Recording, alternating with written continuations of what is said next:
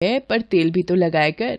माँ, तुम हो ना मेरे बालों की देख रेख करने वाली, तो मुझे क्यों चिंता होने लगी? अच्छा, ससुराल चली जाएगी तो खुद से ही अपने सारे काम करने होंगे तुझे। क्या माँ, मैं तो वहां भी तुम्हें ही ले जाऊंगी। अगले दिन मेघना के पिता दुकान की किताबें और स्टेशनरी खरीदने बड़े बाजार चले जाते हैं। मेघना दुकान पर बैठी होती है। जी, मुझे एक फाइल मिलेगी, बड़ी ऑफिस फाइल। जी, ये 60 रुपए और ये 80 रुपए वाली है। ये 80 रुपए वाली दे दीजिए। ये इस तरह से पेपर नहीं लग पाएंगे, रुकिए, मैं आपको पेपर पंचिंग मशीन देती हूँ।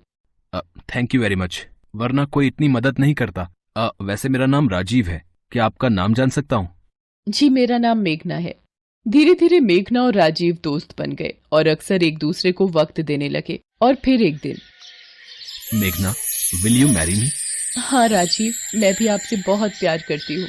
राजीव और मेघना अपने परिवारों में बात करते हैं और दोनों की शादी हो जाती है। मेघना अपने ससुराल आती है। राजीव के परिवार में राजीव के अलावा उसके माता पिता और छोटे भाई बहन थे। रिचा, अपनी भाभी को कमरे में ले जा। जी क्या? मैं अभी और इसी वक्त आता हूँ। अच्छा रुकिए, मैं आता हूँ। राजीव, अभी इस वक्त कहाँ निकल रहे हो? बेटा, आज तो तुम्हारी शादी हुई है और बहू को यूं अकेले छोड़कर जाना जरूरी है क्या? माँ, ऑफिस में कुछ वर्कर्स दंगे पर उतर आए हैं, तो मेरे बॉस ने मुझे अर्जेंट बुलाया है। अब नौकरी में तो ऐसा ही होता है ना माँ, मुझे जाना होगा। मैं मेघना को समझा दूंगा, वो समझदार है।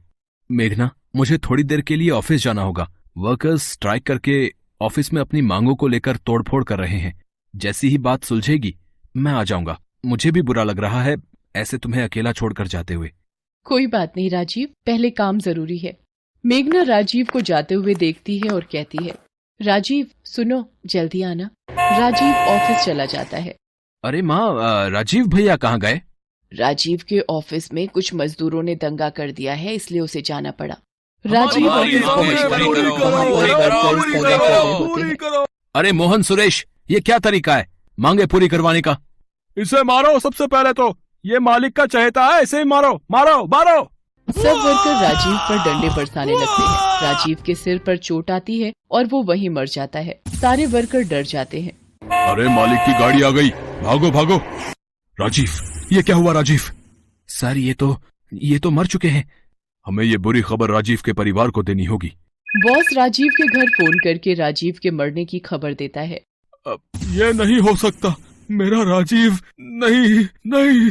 पिता का फोन हाथ से छूट जाता है। वो बड़ी मुश्किल से सबको ये बात बताता है। मेरा राजीव, ये क्या हो गया? हमारी खुशियों को किसकी नजर लग गई? भैया, आप हमें छोड़कर क्यों चले गए? कुछ देर बाद मोहित रोता हुआ राजीव की लाश को घर ले आता है। मेघना तो बिल्कुल शांत हो चुकी थी, मानो उसकी जिंदगी रुक गई हो। राजीव, आप मुझसे वादा करके गए थे कि जल्दी वापस आओगे। आपने वादा तोड़ दिया राजीव, आपने वादा तोड़ दिया। मेघना के माता पिता भी आ जाते हैं। पूरा माहौल सदमे में आ जाता है। राजीव का अंतिम संस्कार हो जाता है। बहन जी, क्या कुछ दिनों के लिए हम मेघना को अपने साथ ले जा सकते हैं? जी ले जाइए, कुछ दिन इसका मन बहल जाएगा। माँ, मुझे कहीं नहीं जाना, मैं यही राजीव की यादों के सहारे रहूंगी। तभी राजीव की बुआ दादी कुछ औरतों के साथ आ जाती है। आशा, ये क्या हो गया? राजीव कितनी छोटी उम्र में चला गया। अब रीति रिवाज के मुताबिक मेघना बहू को राजीव की विधवा बनकर रहना होगा। पर बुआ दादी, मुझे ये सब कुछ नहीं पता, तभी तो इन विधवाओं को लाई हूँ। ये मेघना को सब कुछ समझा देंगी। माँ, ये सब करना क्या जरूरी है? माँ, भाभी के साथ ये सब क्या हो रहा है? ये आजकल के बच्चे हमें बताएंगे रीति रिवाज। चलो, तुम लोग मेघना को सफेद साड़ी पहना लाओ, फिर इसके सिर के बाल उतरवाने हैं। माँ, ये बहुत ज्यादा हो रहा है। भैया के जाने की इतनी बड़ी सजा, इसमें इनकी क्या गलती है?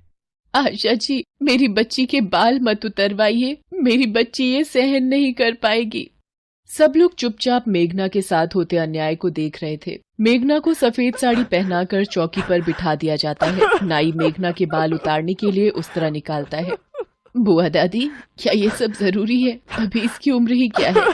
अब किस्मत ही फूटी हुई है इसकी। विधवा योग था तो अब पूरी जिंदगी विधवा बहू बनकर ही रहना होगा। मेघना रोए जा रही थी। सब लोग उसके साथ ये सब होता देख रहे थे, पर कोई भी उसके लिए कुछ कर नहीं पा रहा था। मेरी बच्ची मेघना, भाभी।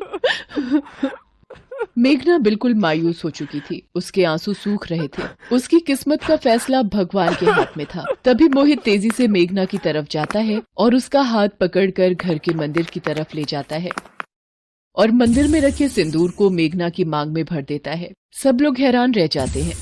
ये क्या अनर्थ कर दिया इस लड़के ने, विधवा बहू से शादी कर ली। चलो चलो यहाँ से, कैसे पापियों का घर है। मेघना मोहित को चाटा लगा देती है और कमरे में जाकर फूट फूट कर रोने लगती है।